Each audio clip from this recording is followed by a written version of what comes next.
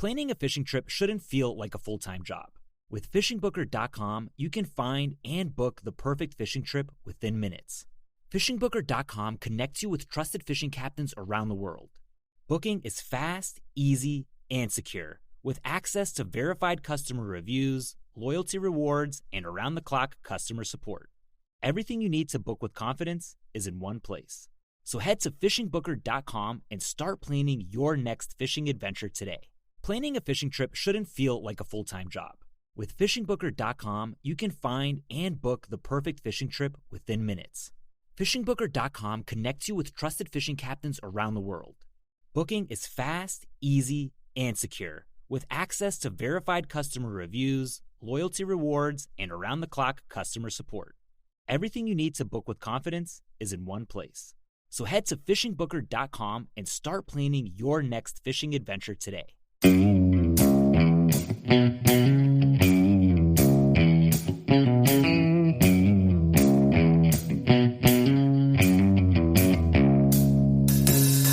right, welcome back to the Survival and Basic Badass podcast with Sonia and Chuck.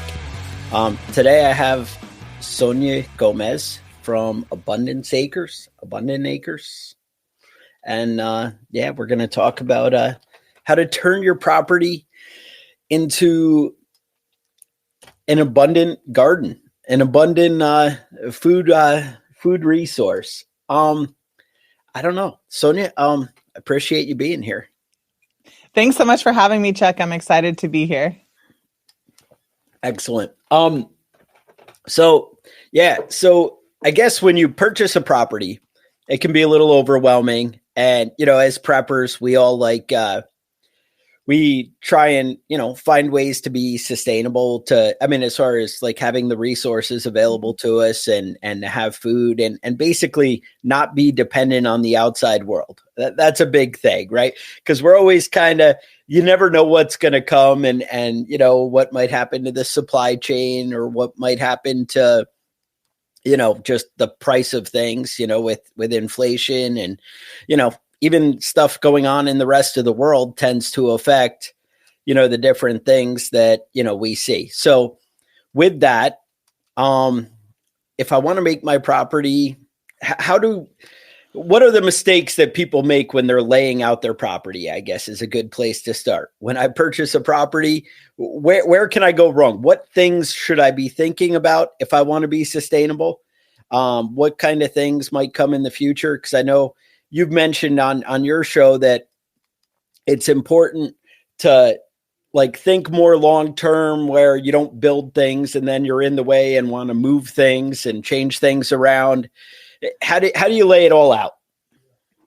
Yeah, well, thanks for the question, Chuck. I'm excited to be here. The Survivalist crew tends to be, one of my primary groups of people that I'm speaking to right now. And I'm finding quite a bit of synergy. I was raised with Native American Indians who taught me how to live on and with the land. So this has been a part of my fabric for a long time, way before politics and pandemics started to influence the way that we were making decisions. But to answer your question really directly, there's a lot of people who are moving out of the suburbs, suburban hell, the suburban safety, and onto their own piece of land for the first time. I also recognize that there's a lot of veteran survivalists who are thinking about protecting and providing for their family in a completely different way with a completely different set of urgencies right now. So for you first-time land buyers, if you have not yet purchased a property, the things you really want to be looking for is water, soil health, and your ability to access necessary resources off of your property. The more diversity you can have on the property, the better. So woodlands, again, water sources, looking at the different topographies, grasses, things of that nature. The more abundant the land looks, probably the more abundant it is. The second thing you're going to want to look for, and this is where science and technology comes in, is really healthy soil. We leverage topography to show us where the water is flowing and going, and also taking soil samples from multiple areas on the property so that you understand where the minerals are, what the soil health is, basically what's happening underneath the surface, because that's going to tell you a lot about the work it's going to take to build a thriving ecosystem on your property, whether it's a backyard garden or a full-fledged ecosystem that you're replacing or putting into place. You're really going to want to start with from the ground up, is what we say, and understanding what's happening underneath the surface by getting really well-rounded soil analysis, soil reports, so that you understand not only what's existing, but what's missing or what's in abundance there, so you can start to course correct with your land from the very beginning. And then finally, this is going to sound a little bit cliche, but you really have to think about your intention. Now, some preppers are satisfied buying from third-party resources who are doing all of the heavy lifting for you. You're buying your dehydrated foods, you're buying your 3-month food packets, you're getting your bug out bags ready. But there's an empowerment that happens when you start to lay the groundwork for your own systems to be in place, so that when and if the supply chains shut down and you can't order another 3-month food supply, you can walk out into your backyard knowing that your gates are closed, the perimeters are safe, and start to eat from the land because you did careful planning. The only thing that makes any of this possible is by having the right design in play and plan in place so that you're not making expensive and time costly mistakes from the beginning. You see, 2 things are happening, Chuck, when you're buying your own property and you're starting to develop your land. Even if you're a veteran property owner and a veteran prepper, if you're implementing these systems onto your property, everything starts with a plan. And for you construction workers out there, you're going to know, like, Chuck, you're not going to go and fix the plumbing system unless you have a clear roadmap of where the pipes are, where the water lines are, where everything is. Everything starts with your map and with your plan and understanding what you need and what you want to thrive and survive on your property. Does that make sense? Yeah, no, it's great. It kills me though, because your whole thing there, I have like 20 questions. I'm like, like, awesome. One thing, fire away. One thing that comes to mind is like, you said, like what resources are available, something along that line. Mm-hmm. I think another thing to mention too is building codes and stuff like that. I live, it's probably like 5 miles to a gas station. Somehow in the South, we have Dollar Generals like every 5 miles. So there's always that. But, and then it's like, I don't know, I'm probably 15 miles to a Walmart or something, and probably like 30 miles to a Lowe's or Home Depot's like an hour away. And the thing is, like, one, what's available to you, but my point is even being in the middle of nowhere, the little town of 250 people, that's my town if I go to, they're not allowed to have chickens. They're not allowed to have cows. And I'm like, it's insanity. It's one of the guys just sold a horse farm, and it was like 30 acres. And the guy wanted to do cows there. And they're like, oh, no, it's in town. You can't do it. And I'm like, the guy's got 30 acres and you're not letting him. I don't know. So anyway, building codes and understanding what you're walking into is huge.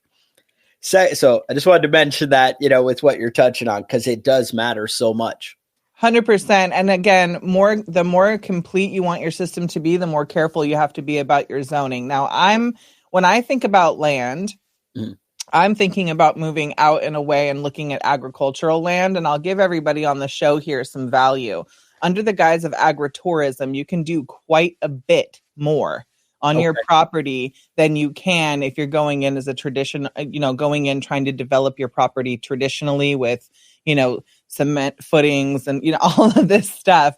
If you look at agritourism, there is so much that you can avoid in the way of expensive permitting. There's so much that you can implement because the government wants to see, quote unquote, sustainability being built into their land, and regenerative systems is the new buzzword to appease all of the environmentalists.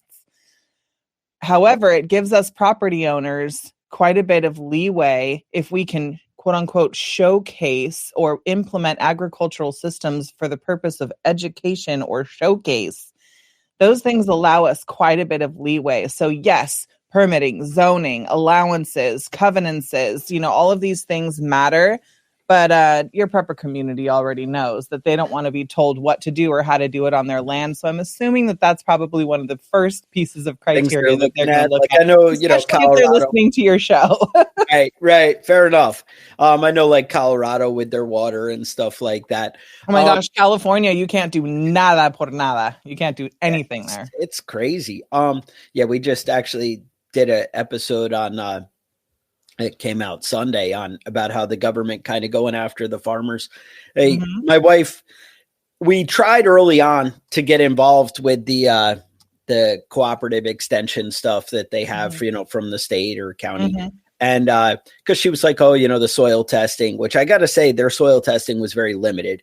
Totally limited. They offer. Do you have a good place that you recommend to like get your? Yeah, we do all of the soil testing. Not to give us a plug, but we've partnered with some of the world's leading PhDs in soil science. Elaine Ingham's team with the Food Soil Web is one of the resources that we use. We also work with the Kiss the Ground community. When it comes to the work that we're doing, we wanted to incorporate the best of the best in all aspects of land rejuvenation. And so we've built a pretty incredible team of folks and believe that science and technology play a part in, the replenishment and revitalization of land. Kind of like an x-ray when you're like, I don't go to the doctor because I don't want to be pushed, pills and potions for my wellness. I believe that a more holistic approach is better. However, it works. It's nice to go to the doctor when you think you have a broken arm and you can't see in the skin, underneath your skin. Fair enough. So everything, science has its place for sure. Definitely. But yeah, you can go to soilsensei.com or abundantacres.com and fill out our survey there. And we'll be able to support you in getting your soil samples done and giving you a complete analysis so you really understand what's going on with your soil and your water. Gotcha.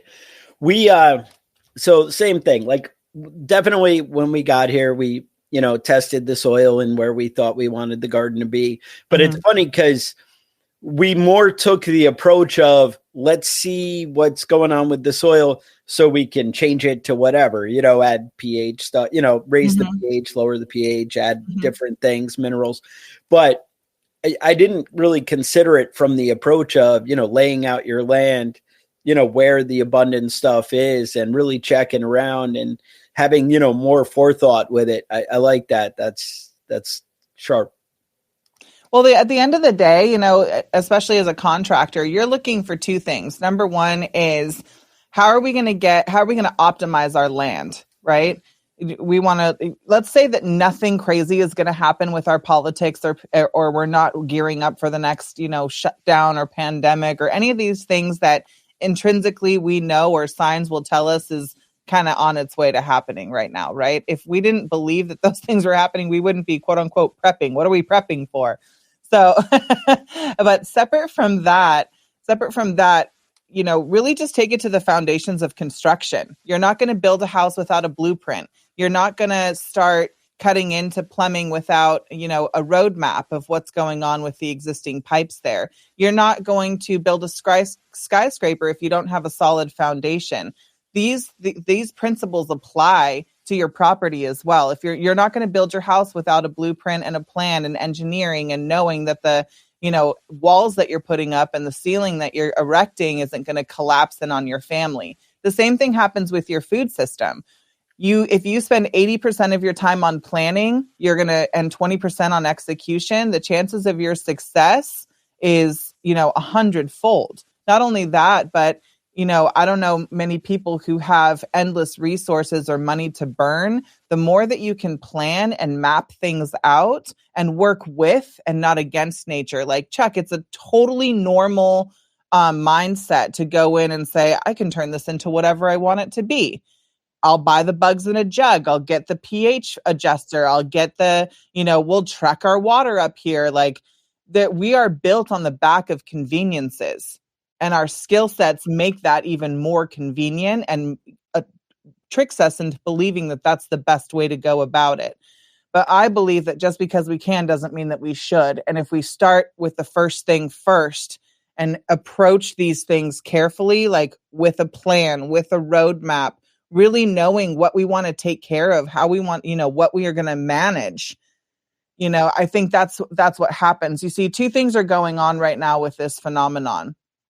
Sure, people are moving out of suburbia and onto their own pieces of property. But the first thing that's happening is they're in information overload. Now, for those of you guys who are watching, I know that you're in the doom scroll. You're looking at Pinterest, you're looking at Instagram, you're going through TikTok, and everybody has their romantic farm site and everyone's talking about the happy homesteading. But really, there's a lot more that meets the eye, and you could be getting an information overload and not really taking any action at all, or taking small pieces of action.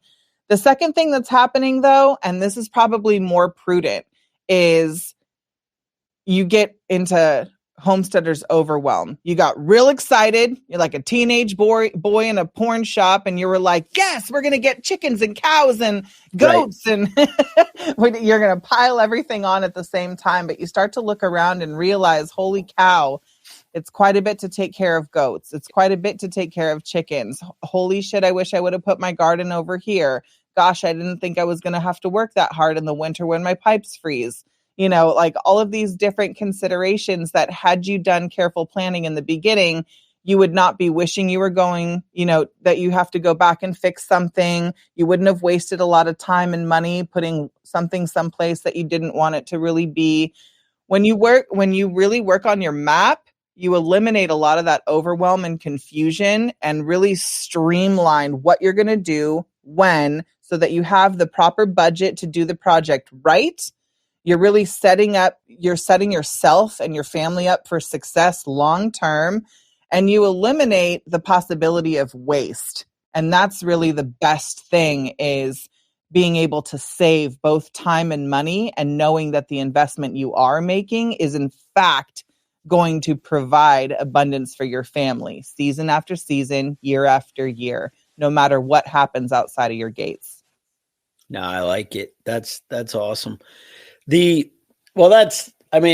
the thing. So I guess the next thing, I wanted to kind of address while I had you, because I hate to let all this valuable information go. It's like I get you here and I'm like, oh, I got to ask all these things.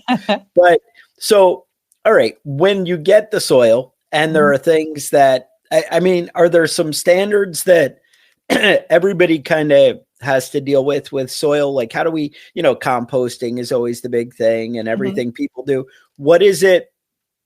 What are the best ways to kind of bring life back to soil? And I understand that everybody's got different soil. Even in my neighborhood, I have clay all over the place, and that's something I have to overcome and deal with. I have neighbors who have sand everywhere, and they're like 3 miles away, and that's their issue to deal with. But like, how do we address soil? What are we looking for, I guess, even with soil, and what would you do to correct things as they come up? You're looking for microbes and fungi. you're looking for bugs. That's what you want to see in your soil. And I know that sounds crazy, but for those of you who know anything about anything, soil is only cool when it has real life in it. There was an old saying that encourage your kids to eat the dirt. Well, why? Because there's microbes and biology existing in that soil structure that can help combat many of the illnesses and viruses and bacteria that are existing inside of, our own internal ecosystem. So if you think about the bugs and the biology being present in the soil, the more prolific that is, they're all living organisms, right? So they're in there and they're eating stuff. And when you eat stuff, you poop. So there's a poop loop happening underneath the soil, underneath the surface right there, that is, creating nutrients for the roots to eat and uptake into the plant. And the plant is therefore more vibrant with nutrients that we can now eat and process and turn into vital minerals and, vitamins for our own body. So there's truly a circle of life that's happening underneath the surface that the naked eye can't see and that we don't really consider. But the microbes are like probiotics, essentially. They help the whole ecosystem thrive better and better. And the more healthy that the more healthy that surface is, or that soil is, the more vital nutrients your plants will be able to take and absorb and ultimately feed you with. Yeah, no, I know there was always the big thing about people talk about, I don't even remember the order, you probably correct me here, but people would talk about how you send in like, I don't know, I guess like cattle goes in, then you have like pigs and chickens. I'm not sure the whole order there, but they all kind of, the poop all works together. Mm-hmm. It's funny, we were just noticing in our yard, and it just kind of occurred to us recently that, you know, you always see like the dogs are always out like eating or messing with the chicken poop, and you're always yelling at them, oh, what are you doing? And it just occurred to us that the chickens are eating the dog poop and tearing that apart and going Mm-hmm. in. And we're like, how come we never see dog crap in the yard? But, you know, we have all these dogs running around and there's never anything. And I'm like, it's the chickens, you know, they're out. Yeah. But it's all like that whole circle of, it's crazy. It's the circle of life right there before our eyes. And we take it for granted because, you know, our human side is like, that's nasty. Who is digging in poop? But when the chickens are pulling everything apart, they're eating the larva, they're eating the bugs, they're eating, you know, all of the things that become annoyances for us. However, you know, I was just working with Casey and Keisha Ernst, for instance, who are one of the, you know, leading consultants for BioComplete Compost and the Food Soil Web. And they talked to me a lot about microbe taxis, you know, all of these bugs and beetles and, you know, even mosquitoes. They told me the mosquitoes are the number one pollinator, even above bees, you know? And so we just don't know what we don't know about how Mother Nature works. And I don't know if you're a man of faith, but I'll tell you that I am. And the more that I learn about the health and vibrancy in soil, the easier it is for me to accept that God really created everything in the true divinity. And to mess with that too much, to get too far away from how God intended things to be, is where the imbalances are created. So, you know, the focus of our company is to help Mother Nature be more of what it is intended to be. Now, you asked me another question that's like, how do you know what to do with your soil? Well, that's why we start with a soil test. If you have sandy soil, you want to introduce more organic matter, right? And so that is manures, that is food scraps, that is, you know, green material, brown material. There's a whole formula that goes into, based off of your percentage of sand in your soil. There's a whole formula of how you can start to add the necessary components that you need in order to build healthy, vibrant soil. If you're in a real wetlands, there's lots of, or real dry lands, there's lots of ways to use hugel beds, for instance, as a way to build up and get out of, you know, trauma places. If you're in thick clay, you know, it just really depends on what you have. And, you know, if you want to dive deeper into that, we certainly can. But I think just high level, it's important to start with a soil analysis to understand what it is. And that will give you a lot of direction on what you need to search or which direction you need to go and what method or approach you can use to mitigate and create optimal conditions for growing. Now, this is a touchy one for everyone out there because this is the ongoing debate in the whole farming community. And the wife will definitely want me to ask you to weigh in on this one. But what is your thought on tilling? Now, mind you, before you even answer, you know, like you said, life in the soil is key to everything. So, you know, having the microbes and everything, you know, in there working together, when you till stuff, and what is your take on tilling? What is my take on tilling? Well, knowing, you know, what's your take on pasta? Like, do you like your noodles cut or not? Oh, so here's the thing. Here's my thought. Like, you have to, when I have a field that's full of grass or whatever, you know, day one, I walk up to it, you know, I mow it down maybe. And now in order to get to that dirt, especially when you're doing, you know, even 2 acres, right? If you're doing 2 acres of land, I feel like I have to go through with the tractor and the tiller to get rid of that green cover, grass, whatever. Is that wrong? How do you deal with that? There's a lot of different ways to deal with it. And I'll say everything has its place. I'm not going to completely, shut down any one thing, but I will explain kind of what's happening, and so that you can make better and more informed decisions about what you're going to do and why. For instance, some people want to come in and till their fields because they have uneven ground and they want to create a blank slate. Mm-hmm. So go ahead and till. You just have to know that when you're tilling, you're cutting into the threads of biology and fungi that have been developed underneath the ground. You're cutting into the root system. You're disrupting the life and biology in your soil. So is it necessary? Can you do it minimally? Again, really, it costs time and money to run a tractor. You have to consider what your resources are and what is your end in mind. If you're going to run cattle through there, you may want to do that first because they're with soft ground going to start to, pound and push things down into the ground anyways, right? And so really looking at the plan holistically from the start, that allows you to make educated and informed decisions that fit in with your budget, so that you can avoid expensive mistakes or having to do work that's not really necessary. Like, let's say that you're like on the project we're on here, we have a 40-acre field at a 1% grade that's, for the most part, pretty darn flat and even. However, our client is a 35-year legacy dairy farmer, and she loves perfection. She loves a clean edge. She likes things to be manicured and really well managed. So she threw cows out there for the first 6 months of the year. And now, with the weeds that the cows did not eat, she wants to get rid of all of the weeds so she has a really high quality hay crop. She's going to burn the entire field and disc up around the edges because she wants to plant something new.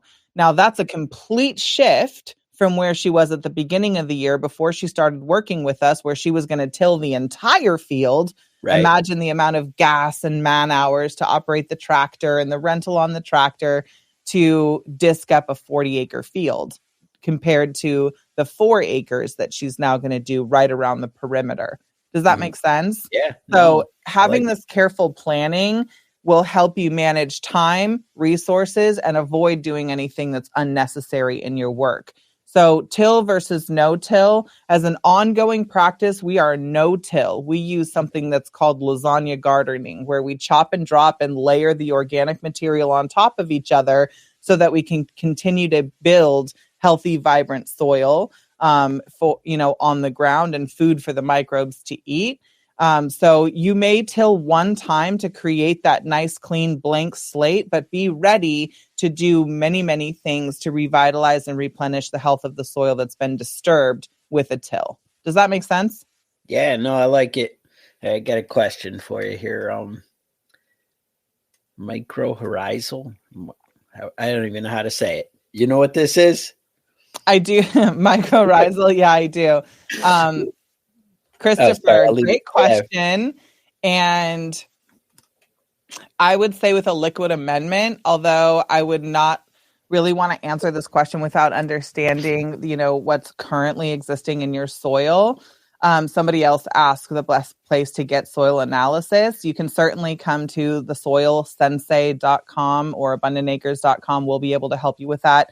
Earlier on in the podcast, we talked about how we've partnered with some of the leading experts in soil science and soil health, including Elaine Ingham's team, as well as the Kiss the Ground community, who have just some of the best in the world. So we can give you a full-scale soil analysis and water analysis and let you know kind of what best steps to take forward. But I love a liquid amendment. You can get that from all different sources. We work with BioComplete compost. We also have methods from Korean natural farming or natural farming, IMOs. We use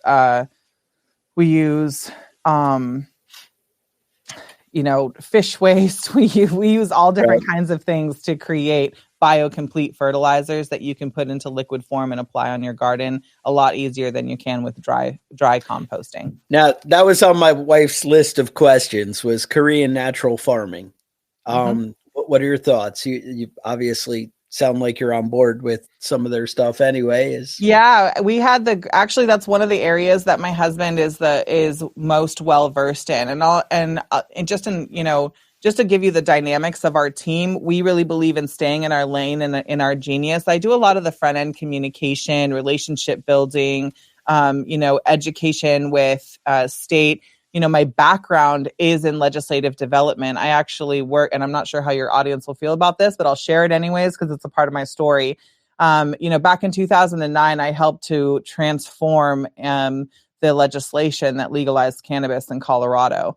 And so legislative reform, patient-safe rights to access, being an advocate for holistic health, and ultimately freedom so that we could decide how we wanted to care for ourselves and our family members. With a focus on natural health and plant medicines is my background.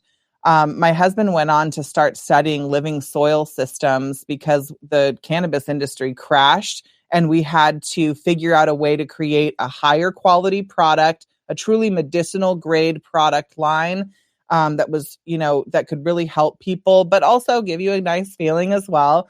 We had to figure out how to be more cost effective in our production.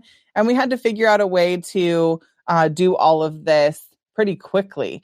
And so when we started to look at living soil, we spoke with a man by the name of Chris Trump, who is one of the world's leaders in Korean natural farming. And we brought him in to help us build the foundations of our soil system. Well, my husband is also 35 years permaculture designer, or, what we call beyond organic gardener.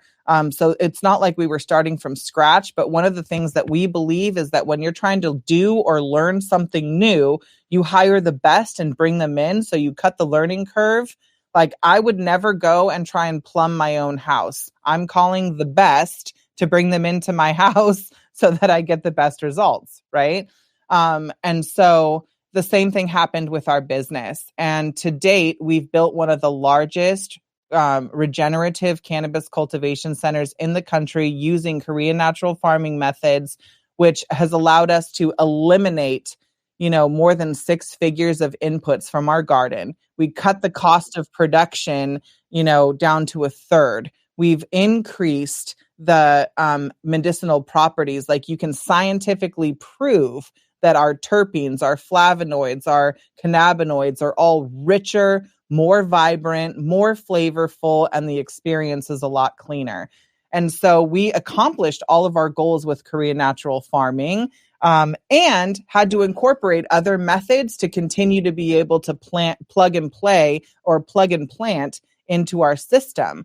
And that's the one thing that's really different about this method of building soil health, is that you can continue to layer your nutrients or top dress your garden beds without disturbing your soil structure, and can just plug and play, season after season, or grow after grow. We were able to pull 5 cycles a year out of our garden beds because of this method of farming. So I really believe in Korean natural farming. I've also recently been introduced to something called biocomplete composting, which is, again, an accelerated way to build microbiology into the soil, to feed the microbes, and to break down organic material so it becomes bioavailable to your garden. So there's 100 ways to skin a cat. Our soil company, which is called Soil Sensei, you can check us out at soilsensei.com, focuses on living soil systems. So that means we're going to eliminate bugs in a jug. You don't have to go and buy, organic fertilizer from the store and, organic compost from the store, blah, blah. That's all a bunch of nonsense.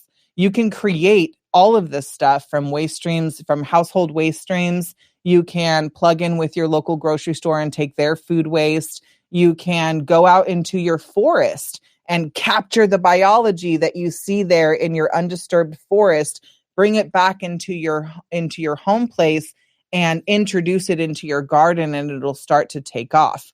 There's a lot of things that we don't think about, but Mother Nature is on our side, and we want to harness the power of that, what's happening naturally around us and introduce it into our home area so that we don't have to go against nature, but can work with nature to get the best results. Does that make sense? No, I love it. Korean natural farming, by the way, Chuck, is like, it's so romantic. It's like, it's very different. Korean natural farming starts, just picture this, guys, waking up in the morning when the dew is on the leaves, and you take your little box of rice out into the undisturbed forest at sunrise, and you place it at the base of the tree where all the leaf mold has already created those mycelium threads, and you cover it so that animals can't disturb it or whatever. But what happens over, 2 to 5 days, depending on where you are. In Colorado, it took us 5 to 7. Here in Florida, in 2 days, you can capture all of that biology and build an entire, like what we call a cake. It's basically, you can see it all grow up onto the rice. It's just such a beautiful process to be able to take what Mother Nature does in a few dozen, or in some cases a few hundred years.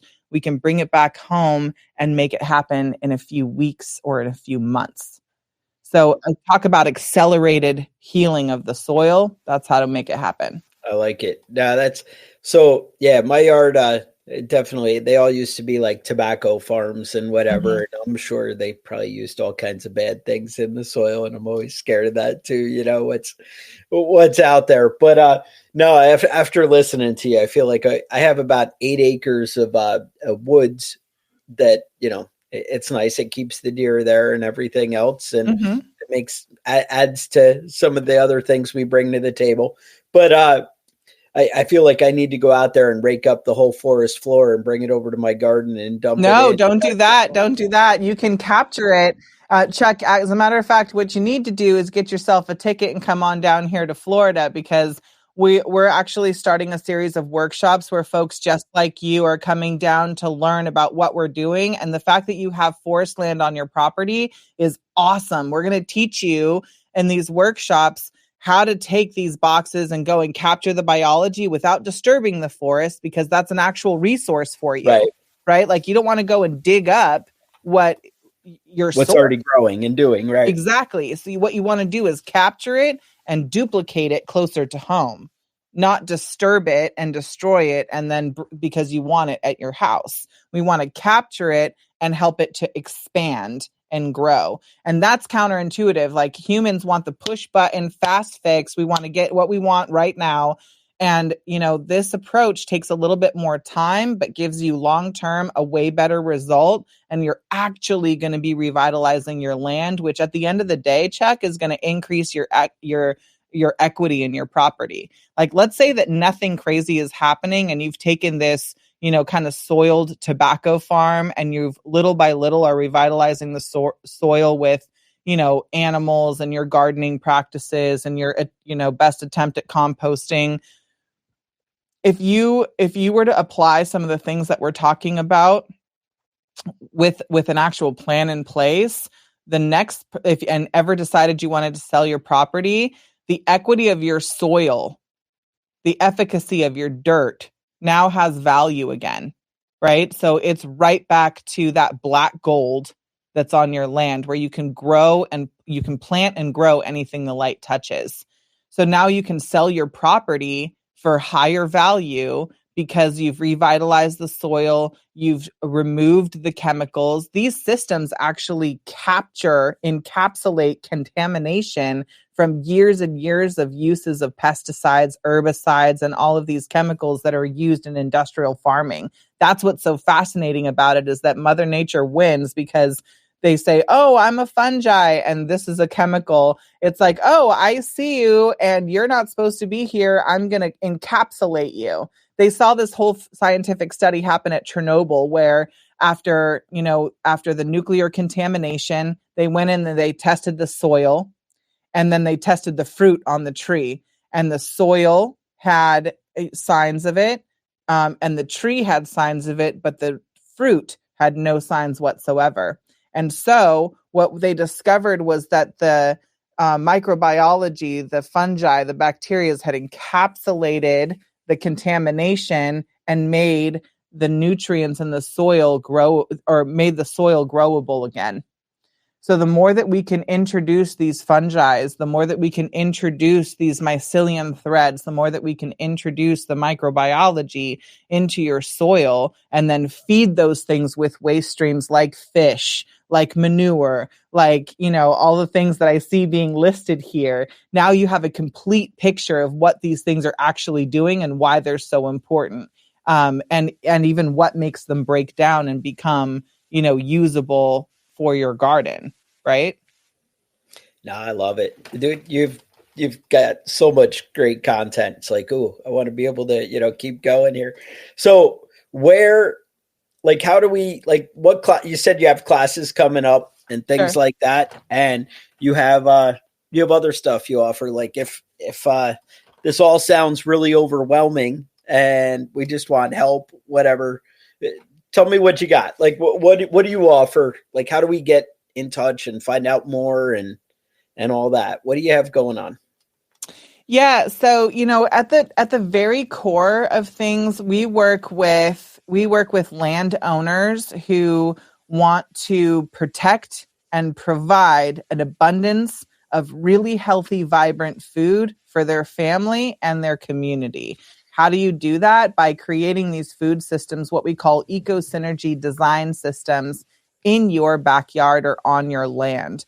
It starts with the design and with the plan. So our step one, when you work with Abundant Acres, we come into your land, we test your soil, and we meet with your family to hear, what are your dreams? What do you love? What kind of animals do you like? What kind of animals do you want to eat? What kind of food do you like to eat? And we create the entire roadmap and design for your land so that you can easily implement at your own pace. The second thing that we do is work with developers who want to incorporate, these gardens into their developments, and make sure that the people who are investing there can feed. And then we also work with farmers who want to transition from traditional farming into regenerative farming, and we make that sustainable. So if you're interested in designing any of these food systems on your property, you can hit us up at abundantacres.com. If you want to build some, more life and health in your soil, you can check us out at soilsensei.com. And yeah, we'll be super excited to hear about your property. We only take on a few projects a month, so we'll just make sure that we're the right fit.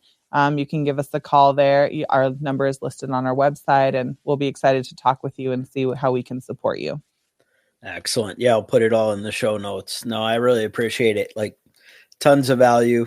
I'll hit you up with some of these questions these guys had after, and added to see if I can get back to them and help them out here. Is that the whole list of questions from your wife? There is a big list. So yeah, that's how it goes sometimes. She's like, how do we change our farm? What do we do? And I just didn't want to bore everybody with shenanigans. Well, here we can hit, maybe people will get some extra value quick. Only take a minute. One, she's wondering about, I guess, worms. But she was like, best containers for doing like worms and stuff like that. Is there a approach on that? Is that something you even think about, or you just worms? Oh yeah, we love soil. We love worms. But I'm not going to answer that question because I don't play with them. My husband does, and he'll tell you what the best system is. Fair enough. She said sign up on my website. We'll straighten. Yeah. All right. She said, we had discussed bokashi. Oh yeah. And so she was digging into that and looking really into it kind of deep. And is that, like, definitely you can buy the starter stuff, whatever, with that. Is that something you can build on your own, or is that? Yeah, absolutely. So if you have a source, you can get milk, and essentially bokashi is either in liquid or dry form.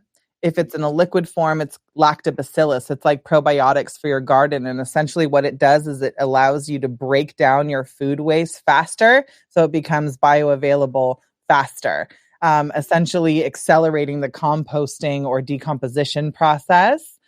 which is why we love it. And it also eliminates the smell because it happens so much faster. It doesn't have to go through that whole crazy fermentation process.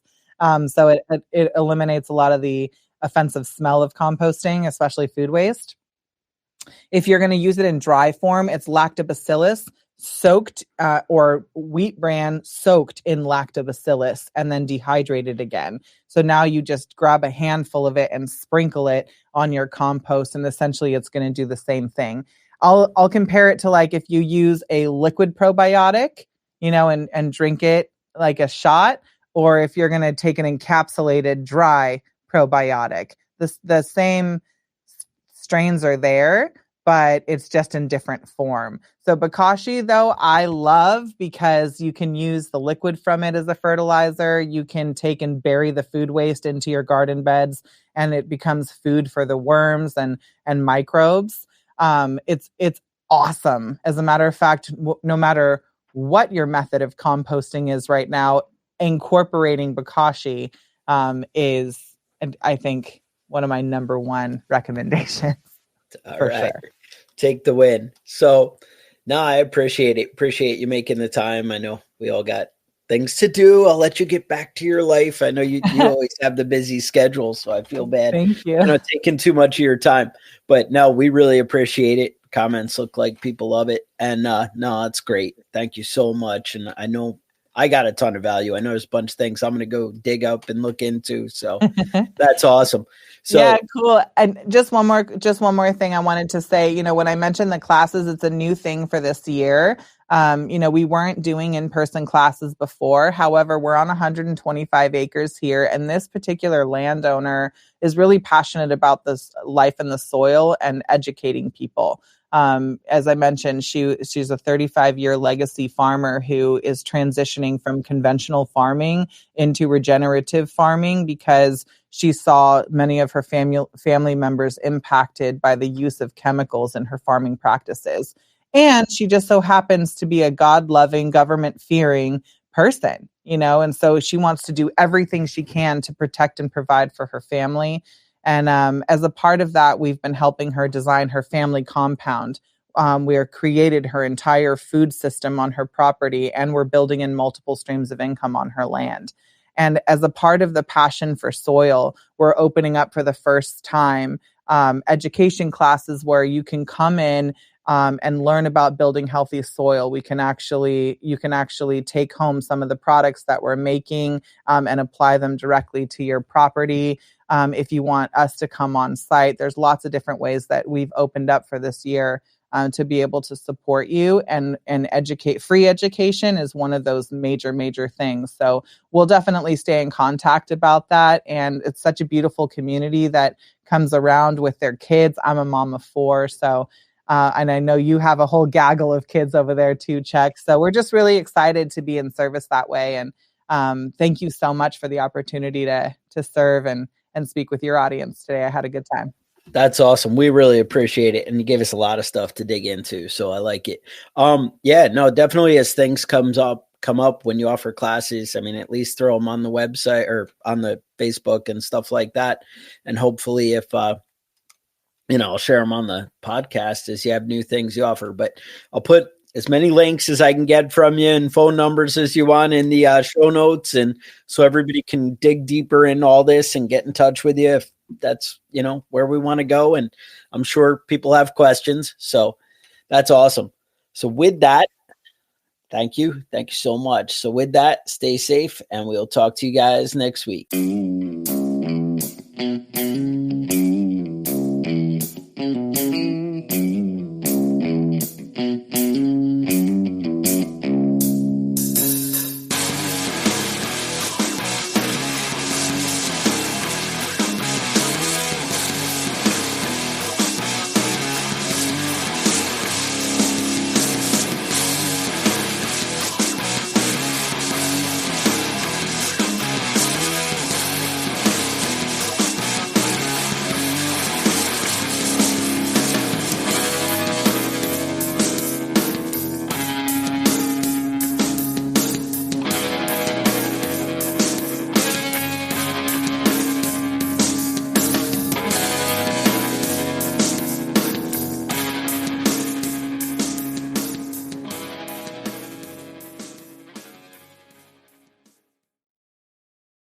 Planning a fishing trip shouldn't feel like a full-time job.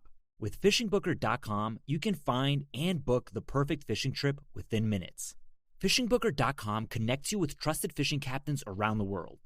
Booking is fast, easy, and secure, with access to verified customer reviews, loyalty rewards, and around-the-clock customer support. Everything you need to book with confidence is in one place. So head to fishingbooker.com and start planning your next fishing adventure today. Planning a fishing trip shouldn't feel like a full-time job. With fishingbooker.com, you can find and book the perfect fishing trip within minutes. Fishingbooker.com connects you with trusted fishing captains around the world. Booking is fast, easy, and secure, with access to verified customer reviews, loyalty rewards, and around-the-clock customer support. Everything you need to book with confidence is in one place. So head to fishingbooker.com and start planning your next fishing adventure today.